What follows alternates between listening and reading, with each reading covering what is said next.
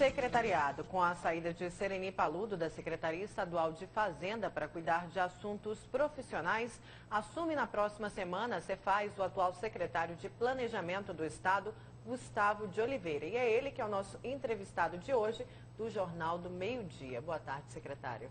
Boa tarde, Naera. Boa tarde a todos que estão em casa aí nos assistindo. Secretário, eu acho que o principal desafio, quando o senhor assumir a Secretaria de Fazenda, vai ser a reforma tributária. Ontem teve uma reunião com o setor do comércio aqui de Mato Grosso e eles pediram que essa reforma fosse mais discutida. Como que ficou essa questão? Bom, claro que toda vez que nós falamos de alguma reforma, de alguma mudança mais profunda, alguns segmentos são mais afetados do que outros. Ontem nós tivemos essa reunião lá na sede da FEComércio com alguns representantes do setor comercial.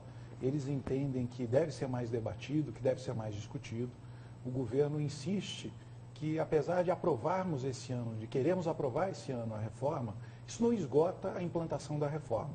Nós teremos ainda todo o primeiro semestre do ano que vem para discutir com o empresariado, para entender os impactos, principalmente os impactos econômicos, e fazer ajustes que sejam possíveis. Fundamental é que nós temos que avançar. O país não aguenta mais se falar de reforma toda hora, reforma, reforma, reforma, e nada anda porque sempre a gente fica preso na fase da discussão. Agradar todo mundo é impossível. O que nós precisamos é conciliar interesses e fazer os avanços possíveis. Essa é a determinação do governador Pedro Táxi. O senhor falou que a reforma vai vigorar depois de 6 meses da aprovação. E na reunião de ontem, o setor também queria 1 ano. Será possível a reforma entrar em vigor apenas em 2018? Bom, ontem na reunião, que ficou claro, o setor nos pediu que essa reforma fosse só votada no ano que vem e só fizesse os efeitos a partir de 2018. O governo entende que precisa ser votada esse ano e que há espaço para que ela entre em vigor ainda ano que vem. Mas isso nós podemos negociar. O tempo para que todas as ações da reforma entrem em vigor, ele pode até ser negociado. O que é muito difícil é nós pararmos de avançar, é um avanço importante essa reforma. Ela já vem há mais de 6 meses sendo concebida, discutida com a sociedade, mais de 25 reuniões foram feitas antes, audiências públicas serão feitas agora e nós precisamos avançar. Podemos negociar, flexibilizar alguma coisa, mas a aprovação da reforma é muito importante, não para o governo, mas para toda a sociedade. Secretário, outra reivindicação deles é que com o novo modelo vai aumentar a carga tributária. E com isso, alguns empresários, principalmente os menores, não vão se sustentar, vão ter que fechar as portas. É isso mesmo? Vai aumentar para eles? Primeiro é preciso esclarecer o que é carga tributária. Carga é o conjunto de impostos dividido pelo tamanho da economia. Isso não vai ser afetado. A reforma está calibrada para que a mesma quantidade de impostos, em torno de 10 bilhões de reais no ano que vem, seja arrecadado. O que muda é que alguns setores que hoje pagam menos passam a pagar um pouco mais e outros que pagam mais vão pagar um pouco menos. E também uma outra questão que a reforma traz é que finalmente no estado de Mato Grosso nós vamos ter o que é comum nas outras unidades da federação.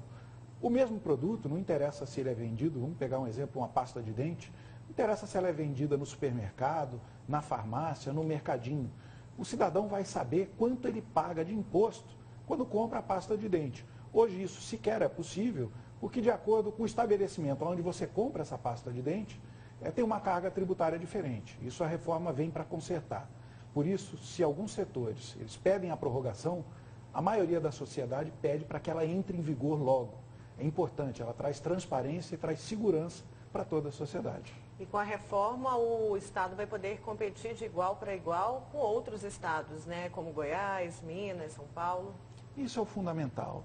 Muitos comerciantes que nos procuram, eles dizem, olha, eu não aguento aumentar a carga tributária porque eu não tenho mais espaço, porque o meu concorrente vem de Goiás, de Mato Grosso do Sul e vende com uma condição melhor.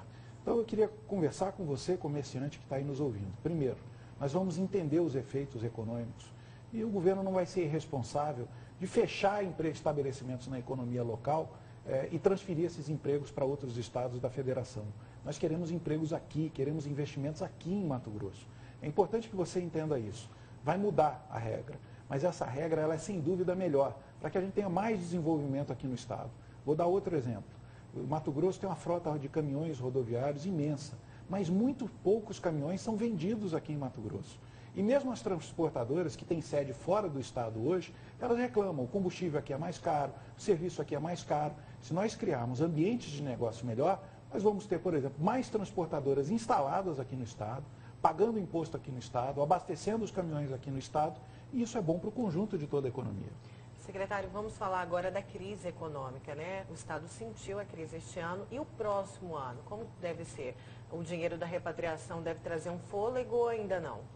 Bom, sobre a crise econômica, quando nós assumimos em janeiro de 2015, tomamos algumas medidas de ajuste do Estado e as pessoas diziam assim, olha, essa crise não tem uma crise, mas não chega em Mato Grosso. Ela chegou em 2016, chegou com força em 2016, e aí nós precisamos agora acelerar os ajustes.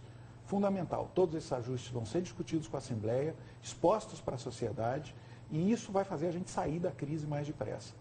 Ela é uma crise de confiança, é uma crise econômica, mas é uma crise principalmente porque o Estado não aguenta mais o tamanho do próprio Estado. Nós precisamos enxugar o Estado. O senhor falou também que outro desafio vai ser a PEC 55, né? Isso. Que tramita agora no Senado. Como que vai ficar essa questão aqui no Estado? A gente tem aí, por exemplo, a paralisação dos funcionários da Universidade Federal de Mato Grosso por conta disso. O que é fundamental esclarecer? A PEC não resolve todos os problemas do custo público. Ela é uma importante ferramenta para começar a enfrentar esse desafio. Nós teremos outros. O poder público não tem capacidade de investimento no Brasil, precisamos resolver isso. Precisamos enfrentar, hoje, o conjunto de todo o ICMS que é arrecadado no Estado, ele já não é suficiente para pagar o total da folha de todos os poderes, de todos os servidores públicos.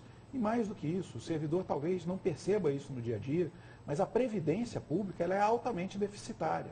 Todo ano, ano que vem, 700 milhões de reais de dinheiro público vão para cobrir esse rombo da Previdência. Nós precisamos enfrentar essa agenda de redução do gasto público. Secretário, o senhor falou do funcionalismo público, que também preocupa.